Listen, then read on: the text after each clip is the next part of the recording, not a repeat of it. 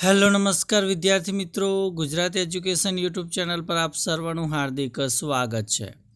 મિત્રો, આજે આપણે આ વિડીયોની અંદર વાત કરવાના છે ધોરણ 7 વિષય છે સામાજિક વિજ્ઞાનની અંદર સ્વાધ્યાય પોથી આધારિત પાઠ 15 જેનું નામ છે લોકશાહીમાં સમાનતા। તેનું સંપૂર્ણ સોલ્યુશન આ વિડીયોની અંદર આપણે જોવાના છે, તો આ વિડીયોને અંત સુધી જોવાનું ભૂલતા નહીં। ચેનલ ઉપર પ્રથમ વખત આવેલા હો તો ચેનલને જરૂરથી સબસ્ક્રાઇબ કરી દેજો। તો પ્રશ્ન પહેલો છે કે આપેલા વિકલ્પોમાંથી સાચો વિકલ્પ શોધી પ્રશ્નનો ઉત્તર લખવાનો છે। તો પહેલો પ્રશ્ન છે કે વિશ્વમાં સૌથી મોટી લોકશાહી ધરાવતો દેશ કયો છે? તો જવાબ રહેશે ભારત। બીજું છે કે વિશ્વમાં સૌથી મોટું લેખિત બંધારણ કયા દેશનું છે? તો જવાબ રહેશે ભારતનું। ત્રીજું છે કે સૌ નાગરિકોને સમાન તક કોણે આપી છે? તો જવાબ આવશે ભારતના બંધારણે। ત્યારબાદ પ્રશ્ન 4, દરેક નાગરિકને સમાનતાનો અધિકાર કોણે આપ્યો છે? તો એ જવાબ આવશે ભારતના બંધારણે।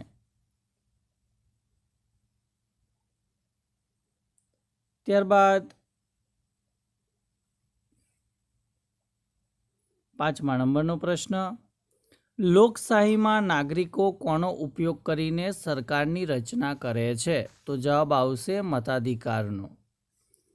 6થો પ્રશ્ન કે આપણા દેશમાં કેટલા વર્ષની ઉંમરે મતાધિકાર પ્રાપ્ત થાય છે? તો એ આવશે 18 વર્ષે। 7મો, આપણા દેશમાં મતદાનની વ્યવસ્થા કોણ કરે છે? તો જવાબ આવશે ચૂંટણી પંચ। 8મું છે કે કેટલા વર્ષની ઉંમર સુધી દરેક બાળકને મફત અને ફરજિયાત ભણવાનો અધિકાર છે? તો એ 6 થી 14 વર્ષની ઉંમરના બાળકોને। ત્યારબાદ 9મો પ્રશ્ન, કેટલા વર્ષથી ઓછી ઉંમરના બાળકને કામ પર રાખવામાં આવે તો તે બાળ મજૂરી કહેવાય છે? તો એ જવાબ આવશે 14 વર્ષ। 10મો પ્રશ્ન છે કે કેટલા વર્ષથી ઓછી ઉંમરના બાળકને મજૂરીએ રાખવો એ કાયદાનો ભંગ ગણાય છે? તો એ આવશે 14 વર્ષથી ઓછી ઉંમરના બાળકને। 11મું છે કે લોકશાહી દેશમાં કઈ બાબતને ખૂબ જ મહત્વ આપવામાં આવે છે? તો એ આવશે સમાનતાને। 12મું છે કે સમાજમાં સમાનતાના ભંગના બનાવથી કોની પર માઠી અસર થાય છે? તો એ આવશે સમરસતા પર। ત્યારબાદ પ્રશ્ન 2 છે કે યોગ્ય શબ્દો કે અંકો વડે નીચેના વિધાનોની ખાલી જગ્યા પૂરો। કે ભારત ખાલી જગ્યા દેશ છે? તો એ આવશે લોકશાહી। બીજું છે કે વિશ્વની સૌથી મોટી લોકશાહી ધરાવતો દેશ ખાલી જગ્યા છે? તો એ આવશે ભારત। ત્રીજું છે કે દેશનું સંચાલન કરવા માટેની માર્ગદર્શિકા ખાલી જગ્યા કહેવાય? તો એ આવશે બંધારણ। ચોથું છે કે ભારતનું બંધારણ વિશ્વનું ખાલી જગ્યા બંધારણ છે તો સૌથી મોટું લેખિત બંધારણ છે। 5મી ખાલી જગ્યા કે લોકોનું, લોકો વડે અને લોકો માટે ચાલતું શાસનતંત્ર એટલે? તો જવાબ આવશે લોકશાહી। ખાલી જગ્યા એ દેશની સૌથી નાની પંચાયત ગણાય છે? તો એ આવશે ગ્રામ પંચાયત। 7મું છે કે ખાલી જગ્યા એ દેશની સૌથી મોટી પંચાયત ગણાય છે? તો એ આવશે સંસદ। 8મું છે કે ભારતના બંધારણે ખાલી જગ્યા વર્ષથી મોટી ઉંમરના દરેક નાગરિકને મતાધિકાર આપ્યો છે? તો જવાબ આવશે 18 વર્ષ। 9મું છે કે ખાલી જગ્યા એ અસમાનતાના મુખ્ય ગણાય છે? તો એ આવશે બાળમજૂરી। 10મું છે કે ભારતમાં ખાલી જગ્યા વર્ષથી ઓછી ઉંમરના બાળકને મજૂરીએ રાખવો એ કાયદાનો ભંગ ગણાય છે? તો એ આવશે 14 વર્ષ। ખાલી જગ્યા વર્ષથી ઓછી ઉંમરના બાળકને મજૂરીએ રાખવામાં આવે તો તે બાળ મજૂર કહેવાય? તો એ આવશે 14 વર્ષથી ઓછી ઉંમરનો। 12મું છે કે જો આપણે સ્વચ્છતા રાખીએ તો જ કોઈને ખાલી જગ્યા માટે કહી શકીએ? તો જવાબ આવશે સ્વચ્છતા માટે। પ્રશ્ન 3 કે નીચેના વિધાન ખરા છે કે ખોટા એ લખો। પહેલું છે કે ભારત એક સામ્યવાદી દેશ છે? તો એ વિધાન ખોટું છે। બીજું કે ભારત વિશાળ અને ભિન્નતા ધરાવતો દેશ છે? તો વિધાન સાચું છે। ત્રીજું વિધાન, સમાનતા એટલે સૌને માટે સરખું, સૌને માટે સમાન તક. વિધાન સાચું છે. ચોથું વિધાન, લોકશાહી સરકારની રચના લોકોની ઈચ્છા મુજબ થાય છે, તો વિધાન ખોટું છે. પાંચમું છે કે બાળમજૂરી અસમાનતા દર્શાવે છે, તો વિધાન સાચું છે. છઠ્ઠું છે કે બાળમજૂરી શિક્ષણ મેળવવાના અધિકારનો ભંગ ગણાય છે, તો એ વિધાન પણ સાચું છે. સાતમું છે કે 16 વર્ષ કરતાં નાની ઉંમરના બાળકોને મજૂરીએ રાખવા એ કાયદાનો ભંગ ગણાય છે, તો વિધાન ખોટું છે. આઠમું વિધાન, ઓછું મહેનતાણું આપવું પડે તે માટે કેટલીક જગ્યાએ બાળકોને કામે રાખવામાં આવે છે, તો એ વિધાન સાચું. નવમું છે કે દિવ્યાંગો, સ્ત્રીઓ અને યુવાનોને કામનું ઓછું મહેનતાણું આપવામાં આવે છે, તો વિધાન ખોટું છે. 10મું છે કે આપણે કોઈને સન્માન આપીએ તો કોઈ આપણને સન્માન આપે, તો એ વિધાન સાચું છે. ત્યારબાદ પ્રશ્ન 4 કે બંધ બેસતા જોડકા જોડો. તો પહેલું છે કે ભારત, તો જવાબ આવશે ભિન્નતા ધરાવતો દેશ. બીજું છે બંધારણ, તો સૌને સમાન તક, મતાધિકાર, 18 વર્ષથી મોટી ઉંમર, બાળકનો શિક્ષણનો મૂળભૂત અધિકાર, તો આવશે 6 થી 14 વર્ષની ઉંમર. આગળનો પ્રશ્ન છે કે નીચેના પ્રશ્નના ઉત્તર 1-2 વાક્યમાં લખો. પહેલો પ્રશ્ન છે કે બંધારણની રચના શા માટે કરવામાં આવી છે? તો ભારત વિશ્વમાં સૌથી મોટી લોકશાહી ધરાવતો વિશાળ અને ભિન્નતા ધરાવતો દેશ છે. તેથી દેશના સુચારુ સંચાલન માટે બંધારણની રચના કરવામાં આવી છે. બીજો પ્રશ્ન છે કે સમાનતા એટલે શું? તો સમાનતા એટલે સૌ સમાન, સૌને સન્માન તેમજ સૌને સમાન તક. ત્રીજું છે કે લોકશાહીની વ્યાખ્યા આપો. તો લોકશાહી એટલે લોકોનું, લોકો વડે અને લોકો માટે ચાલતું શાસન. ચોથો પ્રશ્ન કે મતાધિકાર કોને મળ્યા છે? 18 કે 18 વર્ષથી મોટી ઉંમરના ભારતના દરેક નાગરિકને મતાધિકાર મળે છે. ત્યારબાદ 5મો પ્રશ્ન, ચૂંટણી પંચ શી કામગીરી કરે છે? તો કોઈ પણ પ્રકારનો ડર રાખ્યા વિના દેશમાં નોંધાયેલા સૌ મતદારો મતદાન કરી શકે એ માટે ચૂંટણી પંચ ખાસ વ્યવસ્થા ગોઠવીને તટસ્થ રીતે ન્યાયી ચૂંટણી કરાવે છે. તે મહિલા અને દિવ્યાંગ મતદારો માટે મતદાનની વિશેષ સુવિધા ઊભી કરે છે. છઠ્ઠો પ્રશ્ન કે બાળમજૂરી એ શાનો ભંગ ગણાય છે? તો બાળમજૂરી બાળકને મફત અને ફરજિયાત શિક્ષણ મેળવવાના તેના અધિકારનો ભંગ ગણાય છે. 7મો પ્રશ્ન કે ભારતના બધા બાળકોને કયો અધિકાર મળેલો છે? તો ભારતના બધા બાળકોને 6 થી 14 વર્ષની ઉંમર સુધી મફત અને ફરજિયાત શિક્ષણ મેળવવાનો અધિકાર મળેલો છે. 8મો પ્રશ્ન, કેટલી ઉંમરના બાળકને મજૂરીએ રાખવું એ કાનૂની ગુનો ગણાય છે? તો 14 વર્ષ કરતાં નાની ઉંમરના બાળકને મજૂરીએ રાખવું એ કાનૂની ગુનો ગણાય છે. 9મો પ્રશ્ન કે બાળમજૂરી શા માટે અટકાવવી જોઈએ? તો બાળમજૂરી એ અસમાનતા છે, બાળકોનું શોષણ છે. બાળમજૂરી બાળકોના શિક્ષણ મેળવવાના અધિકારનો ભંગ ગણાય છે.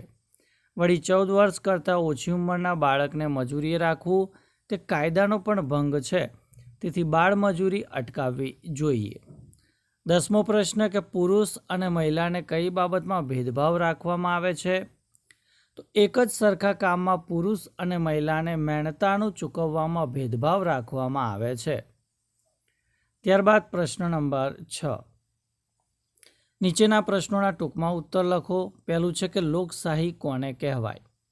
તો અમેરિકાના પૂર્વ પ્રમુખ અબ્રાહમ લિંકનના મત અનુસાર લોકોનું, લોકો વડે અને લોકો માટે ચાલતા શાસનને, તંત્રને લોકશાહી કહેવામાં આવે છે. લોકશાહી એટલે જેમાં લોકોએ મતાધિકારનો ઉપયોગ કરીને ચૂંટેલા પ્રતિનિધિઓ દ્વારા લોકોની ઈચ્છા પ્રમાણે વહીવટ ચાલતો હોય એવી શાસન વ્યવસ્થા. આપણા દેશમાં લોકશાહી શાસન વ્યવસ્થા છે. ત્યારબાદ બીજો પ્રશ્ન છે કે આપણને કઈ બાબતોમાં સમાનતાનો અધિકાર મળ્યો છે? તો ભારતના બંધારણે સૌ નાગરિકોને સમાનતાના મૂળભૂત અધિકાર આપ્યા છે. આ અધિકારો દ્વારા સૌ નાગરિકોને કાયદાની સમાનતા તેમજ કાયદાનું સમાન રક્ષણ આપવામાં આવ્યું છે. દેશના બધા નાગરિકોને નીચેની બાબતોમાં સમાનતાનો અધિકાર આપેલો છે. પહેલું, જુદા જુદા ધર્મની વ્યક્તિઓમાં સમાનતા. બીજું, વ્યક્તિગત વિકાસમાં સમાનતા. ત્રીજું, ભાષા કે બોલીના આધારે સમાનતા. ચોથું, લિંગ આધારિત સમાનતા. પાંચમું, શિક્ષણ મેળવવામાં સમાનતા. છઠ્ઠું, વિચારોની અભિવ્યક્તિમાં સમાનતા.